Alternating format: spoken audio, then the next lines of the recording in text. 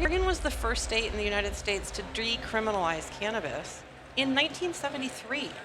Really? So it's been 50 years. Small amount, right? I think it was like small amount. an ounce, right? But if you were carrying less than an ounce, it was like a $500 or $1,000 ticket, which is obscene. But it's way better than the alternative, right? Which is jail for less than an ounce. Right. And then it was in the late 90s that Oregonians voted for medical marijuana. I don't think we were the first. I think we were the second. It's like California, Arizona were there around the late 90s as well. In Colorado, somewhere. Yeah. Yeah, and then after medical, then adult use came online in 2015. So we've been around for a long time. Oregon voted through the initiative process in 2015 to legalize adult use, is that right? We actually voted for Measure 91, I believe, and it was in 2014, and then it took a while to get rules and then implement. And then it really wasn't until 2016 that we started to see actual recreational licensees. 2016. Yeah.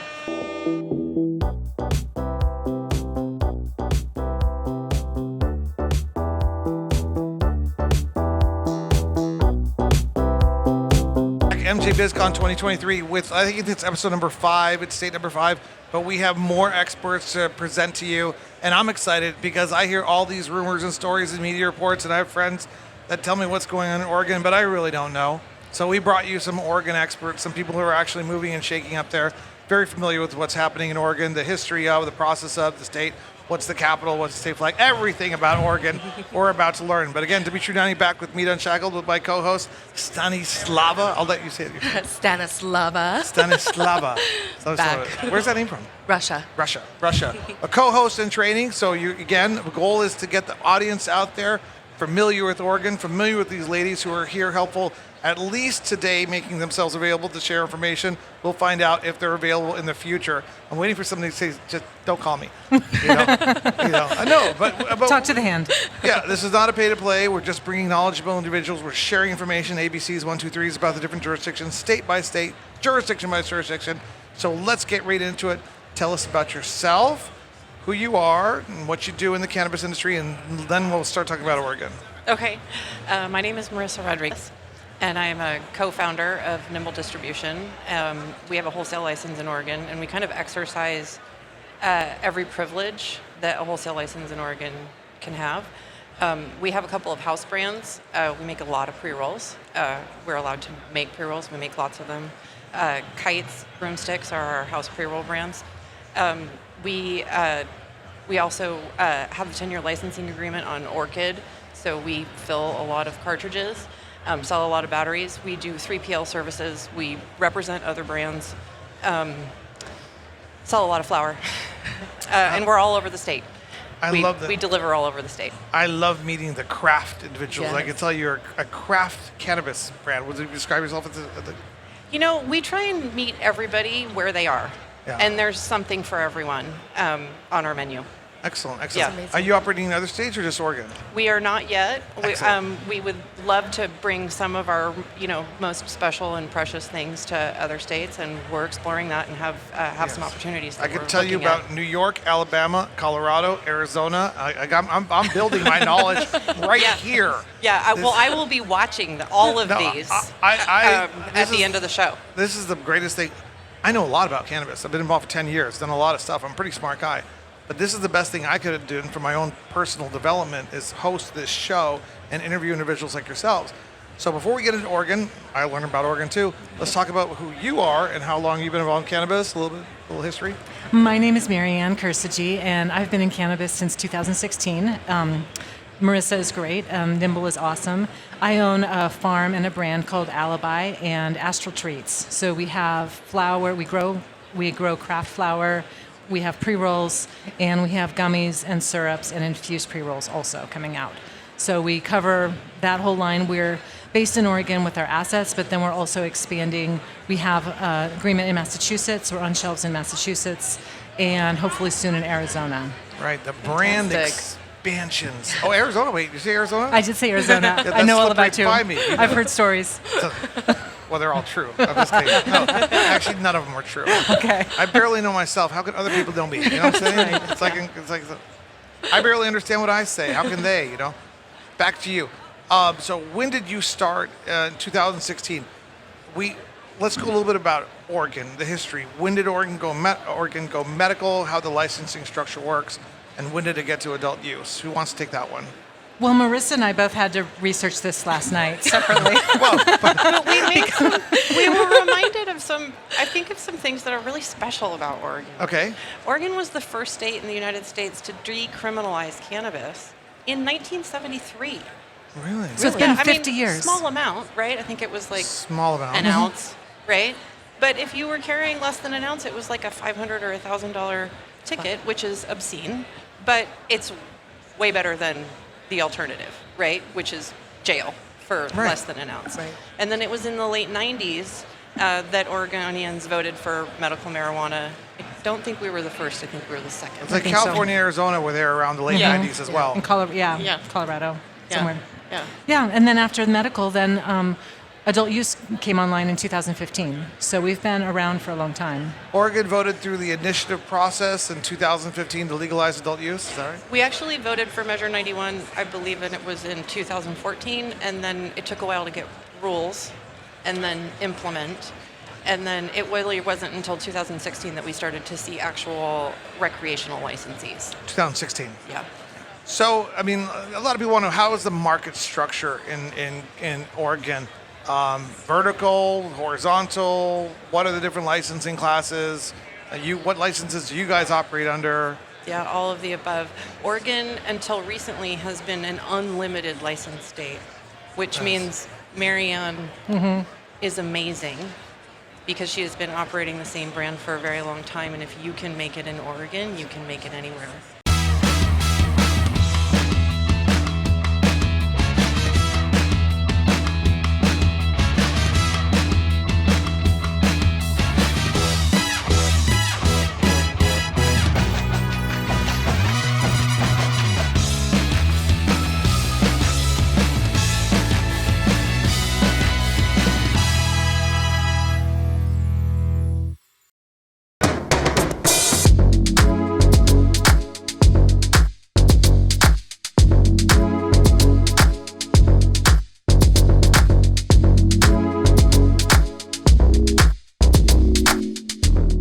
That's Because the right. competition is obscene. That's okay. and amazing. Right. It makes you better. That's okay, though. Yes. Yeah. Which to me, and this is people, I mean, I reflect a lot on this show, so I apologize. I love free markets. I love competition. I love innovation. Yes, the price of cannabis is going to come down, but that's a natural phenomenon, and you have to be prepared for that. You just have to keep doing what you do, doing what you love, producing a great product and service for whoever you're servicing in whatever industry, not just cannabis. That's America. That's the free market. That's open markets, and it creates a lot of opportunity for other people too if they want to get involved. That drives me nuts, the limited licensing. But Oregon has now gone in the other direction. Well, one of the things that Oregon did, you could argue right or wrong, but I think it was right in that the barriers to entry were very low. For our license, we have the largest cultivation license that you can have in Oregon, and it cost me $6,000 a year. So, Okay. Barriers to entry, that's nothing when you're talking about the cost to build a farm and build out a facility. Other states have licenses are in the hundreds of thousands, in the millions. Millions, So, yeah. So Oregon really set up their system because they wanted inclusivity. They wanted people to join the market, to join the industry, and to build a thriving industry. Now, there's arguments why that may not have succeeded the way that it was envisioned, but that's how it was created. Yeah, well, success, better or worse, these are very subjective concepts. True. Is the Oregon market a success? It depends on what you believe success is. It depends on how you interpret it. How do you guys think Oregon's experiment has worked out so far? By the way, I never liked ducks or beavers, but now that I'm learning a little bit more about that free market approach formerly free market approach in Oregon, I might just be a fan. But how would you guys say it's worked out? I think it's great because it's forced us to be better. The cycles, we've been through a couple cycles of Give you a ups and hug. downs and ups and downs, but it's through those struggles and through the times when you are losing money and the price compression is real and you can't make rent and you can't make payroll that you get better and you figure out how to actually build a business that's sustainable. Right. Could you repeat really clearly what are the names of the products that people need to buy in order to help you succeed? You need to buy some grit and some tenacity. Okay. And I Guys would heard that. encourage everyone to remember that because there's a great competition and theme happening in the cannabis industry, state by state, jurisdiction by jurisdiction. And there are those who would rather not participate in the free market. But ultimately, a more competitive, better free market is better for the consumers and the patients. And your company, you and your principals support that. And I love that. So I want to make sure that people know that supporting you means that. One of the things we want to do with MITA USA is give people these medallions that say we support MITA USA. MITA USA supports open markets, free markets, the ability to manufacture in Oregon and ship across the country. There are people in cannabis who are opposed to that, as you guys are very familiar with. Sorry, I don't mean to go on my rant. Yeah, That's back to you. So what do you think? Is the Oregon market a success? Yes, but we're not. I mean, we're not at the end. I mean, we're just barely at the beginning. Right. Right. And so, to make a call now is, for me, is premature. I'm like, every day I get up, it's a new adventure, it's a new challenge, and it's really fun. Like, So how many retailers are there in Oregon? Total. there are nearly 900 licensed retailers in Oregon, and there are several hundred more that are in the queue. So we did put a moratorium on new license applications. Right. But anybody who was already in the queue gets to stay in the queue. So I think there's potential for maybe 1,200 Something like retail licensees, 12 about which is 1,200. too many. Oregon regulates alcohol a little different than other states. Also, I think we have like 270 or 80 liquor stores. We have, nearly 4 times that amount of marijuana retailers, cannabis retailers. So, if we're comparing like similar, like regulated consumables, like we're really overrepresented, and it makes it hard to be a retailer. I mean, Right. we're empathizing with our customer. Our retailers are our customers. Right. We're empathizing with our customers on the daily. But aren't there, for example, aren't there retailers that they get into the market, they just don't know what they're doing, so they're just bound to fail? And should the just market economics I mean, let that happen? Loving weed is not a reason to get in the business. Yeah. Right. I love sandwiches. I don't. I love pizza. Yeah, like I don't have a sandwich shop. Marianne doesn't have a Yes. pizza shop. Like loving something, appreciating something, being an aficionado, or really loving it is not a reason to get in the business. If you want to get into retail, be a professional retailer. Right. Retail is a business in whatever industry you're in. Definitely. Like retail is its own specific, very difficult, challenging business. The weed part's fun, Right. and it adds an element of different kind of challenge. But retail's really hard. Cultivation. Marianne's a farmer. Farming is hard. We did chicken fingernails. Yeah. Yeah. Well, My grandmother was a farmer. She had fingernails. They were always dirty. Yeah. Cultivated onions and corn deep in the mountains of Oaxaca. Till the day she died, 85, she was going to the cornfields. That's awesome. But farming is farming, and then you're farming cannabis. Right.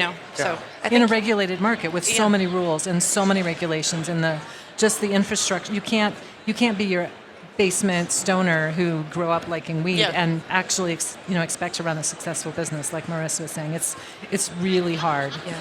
So there's 1,200 retail. So I imagine there isn't a premium being put on the retail licenses just because of the fact it's licensed. It actually is some sort of measure of EBITDA or something that values those businesses, correct? For the retail, buying and selling them. You can buy and sell licenses now, and they have a little bit of value. I mean, they have more value than your annual licensing fee, but not much. Okay. Just because there's so many players in the marketplace and the competition is so crazy that we actually probably need some people to go out of business, which is heartbreaking. Yeah. Because we know all of these people and we love Yes. them, but there are too many of us. Right. I'm a big survival of the fittest guy myself. There's 9 billion people on Earth. Do we need them all around? Do you have a list? You have a list, Dimitri? But it's a natural, Yeah. slippery slope. Yeah. Where do you stop? How Yeah. much do you protect humans? How much do you protect businesses? How much do you? But all I've discovered in my life is you don't want to restrict. You don't want to stop barriers. And you know why? I'll tell you why. Because I had to teach the UFCW and the Teamsters national leaders. I said, look, you guys are running around supporting initiatives, referendums, legislation that includes licensing caps. I know that worker safety and vacation and paid leave and all that stuff is very important, but if you support legislation that supports licensing caps, you're creating a barrier to entry for your employees, for your labor pool who wants to go to your farm and learn how to farm, and then one day become an owner just like you. And if you allow the government to create these barriers, you're creating artificial restrictions in the government and the system on the hopes and dreams of the individuals that are trying to rise up.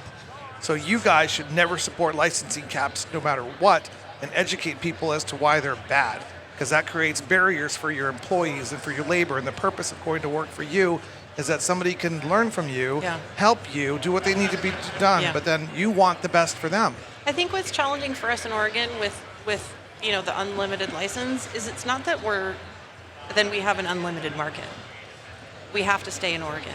Marianne doesn't get to sell her flower across the country. She can only sell it in Oregon. Right. And so I think that we have a lot of mixed feelings about that in Oregon because of that. Yes, unlimited license, low barrier to entry. Anybody who wants in should be able to get in. But we also don't get to just sell anywhere, right? We don't get to distribute anywhere. And so what's really important is either a rescheduling, Absolutely. That will alleviate some of the, financial crunch that everybody has, a path to distribution across the country. Oregon grows the best weed. Absolutely. Yes. You guys are going to kick ass. We grow the best weed. Yeah. We have the legacy of talent and brilliance, and we grow the best weed. We need to be able to export it. Right. And that will solve, that too many licensees. Part of the free market issue. approach is exactly that. Yeah. And Oregon will benefit from that. Yeah. So and we're only partially free market, right? We're free market on the supply side, but we're not free market on the demand side. Okay, well, that's something I don't reflect upon that too much. Can you expand a little bit on that? Well, we can grow as much weed as we can grow in Oregon, but we can't ship it across state lines. I can't. Okay, I see what you're saying. I thought you meant sort of like Yeah. a restriction on how much people can purchase. There's that too. That's another demand thing. Yeah. So you're talking about the There are daily limits as to what people can They can purchase come in in with Oregon. different, like a mustache at Yeah. one moment and get away. So we got the retail stuff out of things. I know we don't have much time, but can you quickly tell us, like, processing? So somebody can come start a brand in Oregon if they want to pretty easily? Well, assuming you get the license. So are you asking about the different license types? Yeah, we can go quickly into the different license types and how hard they're to get. Right. So we have, they're not issuing any new licenses. So everything is purchased on the third-party market. Yeah, they're transferable. You don't have to qualify. For sure. And there's dozens of them available. If you want one, I could hook you up this afternoon. Not really. I just assume go to work for you and learn how to do things. Yes. I'd be one of those people that failed, and you'd be like heartbroken. It's hard. I'll learn Yeah. from you guys. So there's cultivation, which is the license that we have. And then there's processing, which allows you to do extractions. Wholesale, which is what Marissa has. Retail. Laboratory. Lab. I think we got them all. Is that it? Yeah, I think you did it. Go ahead, sorry. No, and so there's very strict rules about what you can and cannot transfer between licenses. So that's what makes the whole licensing thing very, very challenging. For example, if I have infused pre-rolls, I actually can't have those back at the farm. So I have to have a wholesaler transfer them for me. Yes. So you have to be very careful about what products types you have at whatever license so that you don't get in trouble with the regulators. Yes. You know what? Something that I always ask people to reflect on. It's very important that government maintains its credibility and that people trust government, respect regulations, respect policies and stuff. We need good government. And this cannabis industry has been a disaster in its development. Because anyone who looks closely looks at it like with an eyebrow and say, what the fuck is going on here? And if they messed it up and came up with so much arbitrary random stuff as they do in cannabis state by state, what else have we missed by not asking before about our banking industry and the regulations and policies, about real estate, about restaurants, about so-and-so, and eventually you're going to end up unraveling the whole thing. Right. You see what I'm saying? Yes. So, I mean, Well, this is one of the challenges. Is one of the things I'm hoping your organization is able to help with, is to create some standardization, some harmonization, so that once legalization or interstate commerce or whatever form it takes, that then we can transfer products to other states, and the infrastructure is already there, and the regulations are already there, ready for us. peace. There will be no peace. I remember that was from Independence Day when the alien's like, peace. There will be no peace. There will be no harmony. I'm just kidding. That's how you said that. I will say, so we're regulated by the OLCC, the Oregon Liquor and Cannabis Commission, and as an the commission, the industry, we've made mistakes. We haven't always gotten it right. We try and work together to solve problems and correct errors. I can say that I know a lot of folks at the OLCC, and I really appreciate their commitment to figuring it out and to our success, and their forward-looking into the future and the changes of cannabis across the country. And most regulators, different state regulators that I've met, they're doing their best. They're trying to do what they're trying. Nobody's ever done this before. Right. That's what but my whole thing is don't give them the power in the first place. That's just my little thing. It's not a really pragmatic thing. It's just a belief that one day people will wake up and want to live in a free world and freedom and stuff. Fairy tale stuff. That's a nice dream. It is a dream. I'm a dreamer. What can I say? Let me think again. Sorry, I was thinking about some John Lennon song right there. Wasn't he a dreamer I was too? Yeah. Yeah, like imagine all the yeah. imagine all the people. But Imagine all the I'm like people. the John Lennon of free markets and cannabis, something like that. But you guys are fantastic, and you guys are thinkers. You guys are business women. You guys are successful in Oregon, and if we can get interstate commerce fast, you guys are gonna rock it. Thank you. And you guys are welcome in Arizona. I don't give a damn what my friends say in Arizona that would want to keep Oregon out. I mean, they need to learn. You cannot manipulate the market structure to keep out competition. It's not in the best interest of the patients and consumers of the United States of America. Oh, maybe we can keep out Jamaican weed or Thailand weed or Colombia, which, I mean, then what? All these things. Complicated, huh? Yeah, really Yes, complicated. I know, but you guys are fantastic. So let's talk a little bit more because we got to close this out. How do people support you guys? I really want you guys to succeed. I want to see your businesses grow. And how do people get in touch with you guys and at least reach out to you so that you can connect them with other people in Oregon, right? Is that okay? Yeah, I'm happy to connect with anybody. Both Marissa and I have a pretty big network, and we're happy to share because we ultimately want people to succeed, and that's what we're here for. So my brand is available on Instagram at Alibi Cannabis. Our website is alibicannabis.com. Pretty easy to find. Yeah, and we are Nimble Distribution, and through Nimble you can find kites, pre-rolls, broomsticks, Orchid, all of our house brands also, and visit Oregon. Like, that's how you support Oregon. Come and visit Oregon. Come and smoke our Try weed. some of our weed. Yeah, We've got the come- best. come smoke our The weed. first time I ever smoked any weed was actually in Oregon. So good Uncle Mike, place. Uncle Mike, are you listening to this? These are like Oregon people. He is 50 years a cannabis consumer. He was a Chamber of Commerce president in Bend, Oregon. Very nice. Now he hangs out with us, and it's really, you guys got to chat afterwards. So I did just realize that. Sorry. And if anybody is also interested in doing a deep dive in the current economics policy, the Cannabis Industry Alliance of Oregon, Marianne and I are both members. They do a lot of really important policy work and support us, and they're a resource for anyone who's aspiring to do business in Oregon. This is fantastic. Any closing questions for them? Yeah, I mean, I would love to know what keeps you guys motivated with this. Like, being in the cannabis industry, I look up to females in this industry in particular, and it's a tough industry to be in. So, what motivates you to consistently stay in this industry? People.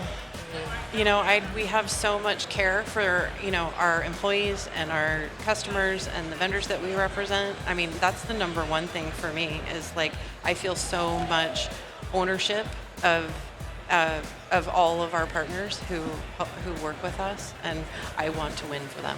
It's incredible. And I got into the cannabis industry because I had cancer. And so I started my farm when I was going through chemo and radiation, and I realized through that journey that people really need good quality medicine, whether it's for cancer, or whether it's for your mental health, for your well-being, for sleep. All of those things go to help you be the best version of you. And I just want to be able to provide that for people. And I think people need access to have that choice, whether they choose to or not. But you need to know what you're consuming and have options so that you can get the best products for your body. Wow, absolutely. Thank you for sharing that. You guys are fantastic. You're invited anytime. We're going to watch out for you. Alibi and Nimble, those are really, really, really easy. Great words. Great choices.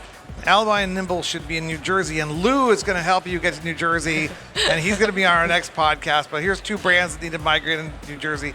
I'm sure there's plenty of other brands here, but he's got to know New Jersey. So one day, Oregon cannabis will be all over New Jersey. Absolutely. Sounds good. Thank you very much. It was a pleasure. They're going to be wondering, like, what happened to our New Jersey grows? We'll see what the story is not be told. That's right. Yes. That story has not been told yet. Sorry. Yeah. It's a never-ending story. So it's like, we'll be back with another episode of MITA Unshackled. Thank you.